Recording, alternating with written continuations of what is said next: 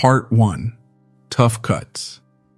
I'll never forget the way my stomach dropped when I read her message.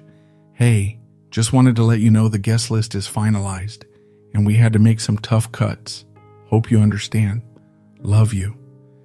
It was such a casual betrayal, so neatly typed and wrapped in politeness that it took me a moment to realize what it actually meant. I wasn't invited to my own sister's wedding. Not postponed, not waitlisted, not even an awkward last-minute maybe. I was out, excluded, with a passive-aggressive hope you understand to seal the deal. For the first few seconds, I just sat there, staring at the screen. Tough cuts? I wasn't a distant cousin or an old coworker. I was her brother, her only brother. And the words, tough cuts, had just carved me out of her life. A strange, quiet numbness settled over me. I think part of me wanted to believe it was a mistake. Maybe she hit the wrong name. Maybe she'd resend a message in 5 minutes apologizing profusely. But deep down, I already knew the truth. This wasn't a mistake. It was a message delivered with surgical precision, gentle enough to sound reasonable, brutal enough to be unmistakable. The heat started to build behind my eyes, but I didn't cry. I just sat there and read it again. Then I did what I always do when something in the family doesn't make sense. I called Mom. She answered on the second ring, sounding chipper. Hey, sweetheart, what's up? I didn't even say hi. I just got a message from Emily, I said flatly. She says the guest list is finalized. I'm not on it. There was a pause, just long enough to confirm what I feared. Then she exhaled and said, "Oh, honey." That voice, that tired maternal sigh, I'd heard it 1,000 times growing up. It meant you're overreacting before the words even came. It's just a wedding, she continued. Don't make a big deal out of this. I closed my eyes and let the silence thicken. Mom, I said slowly, I'm her brother. How am I not invited to my own sister's wedding? She clucked her tongue like I was being difficult. It's not personal. They had to keep it small.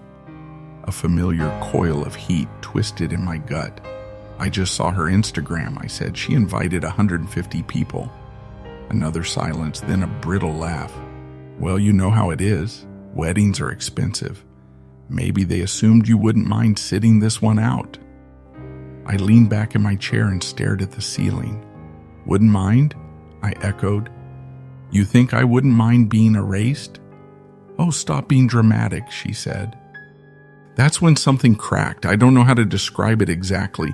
It wasn't a scream or a sob or even an argument. It was a slow internal snap, like a string inside me had been pulled too tight for too long and finally gave way. I'd been here before, left out, overlooked, expected to be the understanding one, the dependable one, the one who shows up, pays the bill, puts the fire out, and doesn't complain.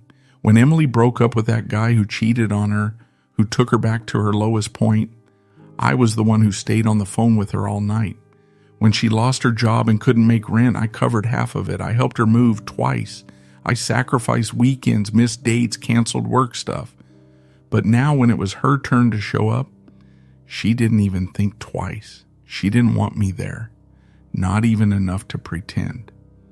I ended the call without saying goodbye. I just hung up and sat there in silence. It felt like my chest was full of wet cement. I could already hear the aftermath playing out in my mind. Mom would say I was making a fuss. Emily would send some half apology weeks later. I'd be expected to swallow it like I always did and pretend nothing happened. But this time I couldn't. I didn't want revenge. I just wanted peace. I wanted out. So I opened my laptop. If they didn't want me at the wedding, fine. I'd be somewhere else, somewhere better.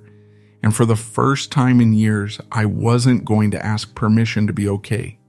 I searched flights. I booked a suite at a resort in the Caribbean. 5-star, ocean view, spa access, It was the kind of trip I'd always told myself was too extravagant, too selfish, but this time, I didn't care. This wasn't just a vacation, it was a declaration. When the wedding weekend arrived, I was already in the air, sipping champagne in first class. I posted a photo, feet up, drink in hand, captioned, "Guess I got cut from the guest list, but I think I'll survive." The reactions came fast. My cousin sent laughing emojis. My aunt, the one sane adult in our family, commented, "Good for you. Should have taken me with you." And Mom, she sent 3 texts in a row. "Where are you? Are you seriously missing your sister's wedding over this? You're being petty." Petty. God, that word. That's what they always called me when I stopped playing the part they cast me in. I responded with a photo of the beach, white sand, aqua water, captioned, "Perfect view." Then I turned my phone off, because for once I wasn't going to let them guilt me. For once I was choosing myself, and it felt amazing. Part 2. The wedding they deserved. The freedom I never had. The first morning of my vacation felt like a dream pulled out of someone else's life. I woke to the sound of waves breaking gently along the beach, sunlight filtering through gauzy white curtains, and the scent of salt and hibiscus wafting in through the open balcony doors. My head sank deeper into the plush pillow, and for a minute I forgot who I was. Forgot I was the invisible son, the responsible one, the afterthought, the brother who had become so used to being needed. I never stopped to wonder if I was ever really wanted. But in that moment, none of that mattered. I stretched like a cat in the enormous king-size bed, looked out at the ocean, and just let myself be, untethered, unburdened. No fires to put out, no text to respond to, no desperate, "Can you just," from my mother. I was free. And that freedom tasted like espresso, tropical fruit, and fluffy pancakes served on a tray on my balcony with a mimosa so bright it looked like a sunrise in a glass. It was everything their wedding would never be: quiet, joyful, uncomplicated. As I sat there with the ocean breeze on my skin, a thought crossed my mind. Unexpected, uninvited, but persistent. What if they were right? What if I was overreacting? It's funny how quickly the voice of guilt can slip into your mind when you've been trained to hear it your whole life. That voice that says, "You're making this about you. You're embarrassing the family. You should be more understanding." But I wasn't a child anymore. And that voice, it wasn't mine. It was inherited, conditioned. It was my mother's voice in 100 different tones. It was the same voice that told me to be the bigger person when Emily wrecked my car and barely apologized. The same voice that excused her for forgetting my birthday 3 years in a row. The same voice that said, "She's your sister," every time I was asked to bend backward and swallow my own hurt just to keep the peace. I didn't realize how exhausted I was until I didn't have to hold it all together anymore. Because the truth is, I'd been raised to be the emotional scaffolding for the women in my family. My father had checked out years ago, emotionally, then physically. And from then on, I became the safe one, the reliable one, the one who didn't ask for much. The one who held space for other people's storms until they forgot I had weather of my own, and it had finally caught up with me. There's something dangerous about being loved only for your usefulness. It makes you invisible. It makes you start to believe you don't have needs of your own, or worse, that having them makes you a burden. But here, on this beach, drinking my second mimosa before noon, I was learning a truth that felt revolutionary. My absence could be as powerful as my presence. That afternoon, I posted a second photo. This one of the view from the infinity pool, turquoise waves melting into sky, captioned, "When one door closes, make sure it leads to an ocean view suite with unlimited cocktails." Petty? Maybe, but also true. And the universe seemed to agree, because not 2 hours later my phone started to blow up. It was almost laughable. At first I ignored the buzzing. I was deep into a massage, sinking into a kind of serenity I'd never allowed myself to access back home. But when I checked it afterward, I saw the notifications stacked like dominoes. Missed call, Mom. 6, missed call, Emily. 3, missed call, Jake. 2, text from Uncle Rob. Voicemail from Aunt Lisa. Text from Emily. "Please, I need you." I blinked. Need me? Now? I scrolled, and that's when I saw the one that made me sit up straight. Jake. "Bro, you are not gonna believe what just happened." I opened it. Jake. The groom left, like mid-reception, full meltdown, huge fight with Emily, just walked out, total chaos. I laughed so hard I had to clutch my stomach. I could see it all, the screaming, the unraveling, the panic on everyone's faces. Suddenly, I wasn't the black sheep. I was the emergency contact, the one they had written off, now elevated to savior, only they were dialing too late. And I wasn't picking up. I sipped my third drink of the day and watched the waves roll in. I felt no guilt, just a strange, serene satisfaction. My whole life I'd been taught that family comes first, but what they really meant was their needs come first. Now they were learning what it felt like to not be first on someone else's list. I opened Emily's last text. "Emily, answer your phone. I need you." I typed one sentence back. "Me. Sorry, I'm a little busy enjoying my overreaction. Hope the wedding was fun." Then I blocked her. Blocked my mother too, just to be safe. Blocked Jake after he sent me 4 follow-up texts begging me to just talk to Emily. I was done being the duct tape that held everyone together. That evening, I watched the sun dip into the horizon with a mojito in hand and a smile on my face. I hadn't felt this light in years. The next day, I woke up to a sky so blue it hurt. I stepped out onto the balcony, took in the sea breeze, and breathed a sigh that came from somewhere deep in my ribs. It was the first breath of a new life, one where I didn't shrink to fit the role they gave me.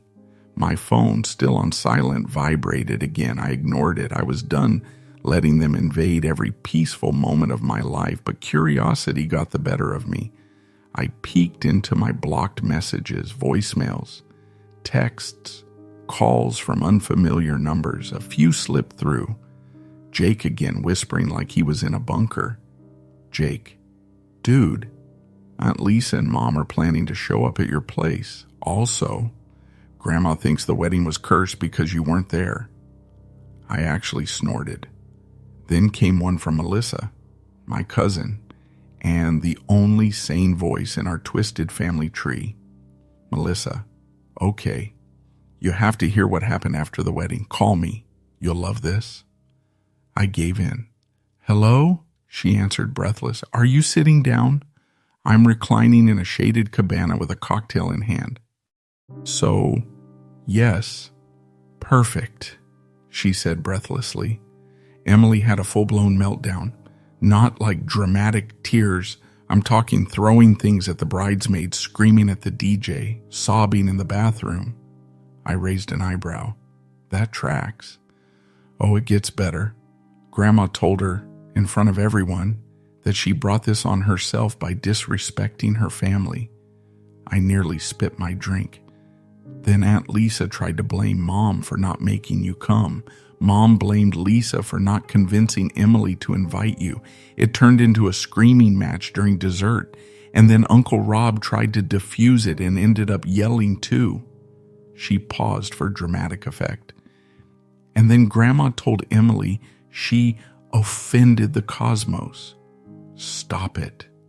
I swear on everything. I leaned back, euphoric. I'm not even there, I said, and somehow I'm still the center of gravity. Melissa cackled. They really thought they could erase you like a typo. Instead, the whole script fell apart. I smiled into my drink. Best decision I've ever made. No regrets. I looked out at the water, my toes buried in warm sand, my heart quieter than it had been in years. Not one. Part 3. The family I lost was never mine. The day after the wedding fallout, I sat alone on a secluded stretch of beach. The waves lapped at the shore like a steady, ancient heartbeat. Above me, the sky was a perfect, impossible blue. Around me, the world moved slowly. Sand crabs, breeze-tossed palms, the occasional laugh of another guest in the distance. And yet, something inside me was quiet in a way I hadn't expected. Not peaceful, not joyful, just empty. The first wave of rage had passed. The sharp satisfaction from blocking my mother and sister, from watching the wedding collapse without me, had worn off. What lingered now was something I hadn't prepared for. Grief. Not for missing the wedding, God no, but for the clarity that followed. They never saw me. Not as a full person, not as someone with value outside of being helpful, agreeable, or low maintenance. I'd spent my entire life being there for them, playing mediator, picking up the pieces, but in their minds, I wasn't someone who needed or deserved anything back.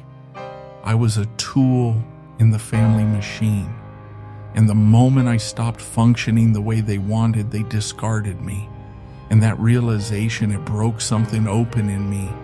I thought about birthdays where Emily forgot to call, holidays where I got her the perfect gift and she gave me a last-minute candle, family dinners where I was the one clearing plates while she held court with her stories and complaints. The unspoken rule had always been, Emily gets the spotlight, you hold it steady.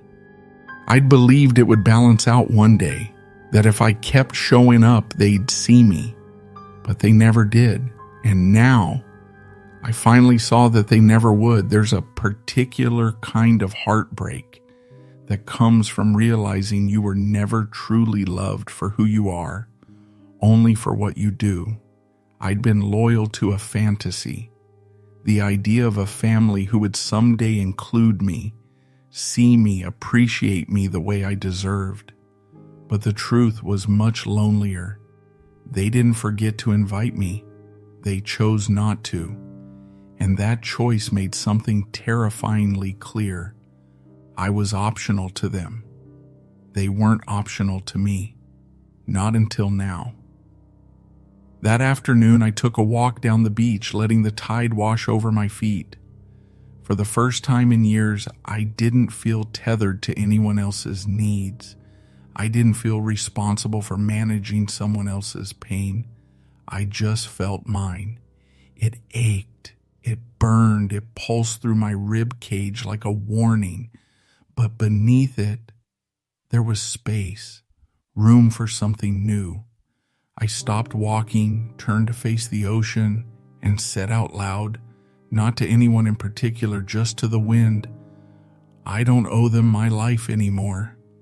And it was like something in the air shifted. The weight lifted, not all at once, but enough to breathe again. Later that night, I poured myself a glass of wine and sat on my balcony as the stars bloomed above me. I thought about how long I had confused loyalty with love, how I had contorted myself into someone useful, less visible, less messy, just to feel worthy. It wasn't entirely their fault. I had made that choice too. Maybe because I thought that if I became indispensable, I couldn't be abandoned. But now that they had abandoned me anyway, I realized something vital. I didn't have to earn love by sacrificing myself. Love, real love, wouldn't ask me to. And in that space of sorrow and silence, I began to feel something I hadn't allowed myself in a long time. Hope. Not for reconciliation, not for repair, but for the life I could build when I stopped dragging a dead relationship behind me like a rusted anchor. The next morning, I extended my trip, not out of spite, but because for the first time in my adult life, I didn't have to return home out of obligation. I could make a different choice. Melissa texted again, trying to prepare me. Melissa, just a heads up. Your mom's trying to arrange a family conversation when you get back. Aunt Lisa says it's to clear the air. I stared at the message. Clear the air. What they really meant was, let's pretend none of this happened and you can go back to being the dependable one, the silent one, the peacemaker. But I was done with that script. So I texted Melissa back. Me, thanks for the warning, but I'm not coming. Melissa, wait, what? Me, I'm extending the trip. And when I do come back, I won't be coming home to them. There was a small moment of fear as I pressed send. That childhood part of me, the one who still wanted to be good, to be liked, to be let back in, panicked. But the adult in me, he felt something close to peace, because choosing yourself is scary. But staying small for other people's comfort, that's soul death. I wasn't angry anymore. I wasn't even trying to prove anything. I was just letting go of the fantasy, of the performance, of the story I told myself about who I had to be to belong. And in the space where they used to live, I could finally hear my own voice again. Quiet, steady, mine. Part 4. Peace isn't always pretty, but it's mine. The ocean changed color the morning I was set to leave. It had been a brilliant blue for days, light and celebratory, like a ribbon unspooling into the horizon. But now, as I sat on the deck with my final cup of resort coffee, it had deepened to something richer, something darker. Almost like it was saying, you're ready. I didn't feel ready. I felt new. And new is a strange thing to be. It means stepping into your life again with different eyes. It means noticing what you accepted before, what you normalized, what you excused, now suddenly unbearable. It means admitting to yourself, maybe for the first time, that you deserve more. I watched the waves for a long time that morning, trying to memorize their rhythm. I knew when I returned home there would be no palm trees or hibiscus or infinity pools, but I wanted to carry the feeling of this place with me, the feeling of not shrinking, of taking up my full space, of being the person who didn't ask for permission to rest, to say no, to walk away, because that is what this trip had really been about. It wasn't revenge. It wasn't proving a point. It was a reclamation of dignity, of boundaries, of self. My flight landed at dusk. The city greeted me with gray skies and blinking taillights, a far cry from the slow elegance of the Caribbean. But I didn't feel heavy, not anymore. I returned to my apartment and found everything exactly where I had left it. No ambushes, no guilt-laden notes taped to my door, just silence. And in that silence, something sacred. No one waiting for me to apologize. No one demanding my version of the story fit their comfort zone. No one asking me to forget who I had become. It was a small miracle.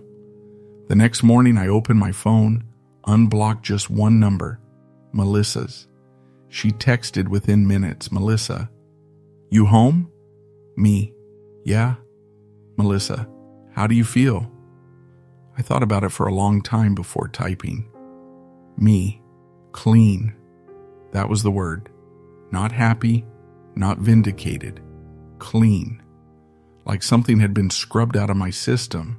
She didn't press for details, just replied, Melissa, I'm proud of you.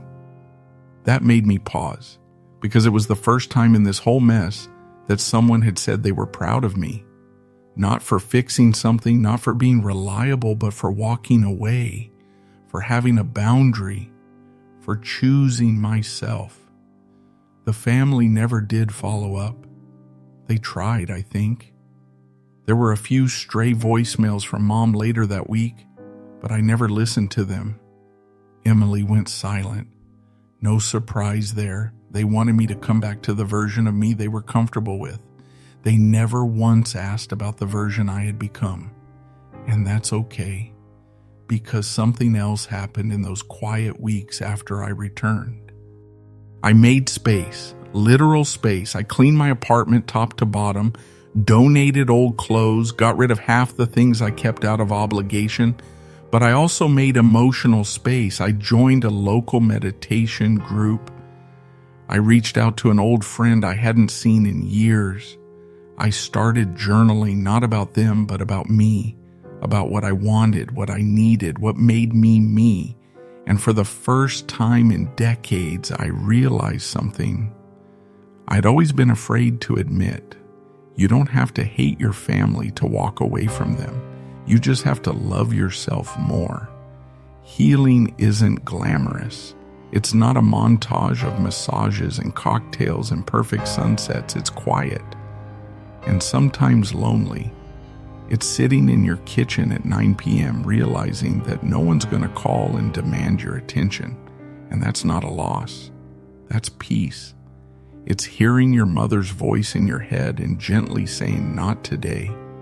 It's catching your own reflection and recognizing the man in the mirror, not the son, the fixer, the afterthought, but the man, the one who chose differently, the one who made it out. Sometimes when I tell people this story, they ask if I regret it, if I wish I'd just swallowed my pride and gone to the wedding. And I tell them the truth. If I had gone, I would have disappeared. Not physically, but spiritually. I would have laughed at the right jokes, posed for the right pictures, pretended that being excluded didn't hollow me out. And they would have gone on, business as usual, never knowing what they had done. But by saying no, I did something louder than any speech or confrontation could have done. I chose me. And in doing so, I finally found out who I was without them. Not the brother, not the son, just me. And that person, he's not petty, he's not broken, he's free.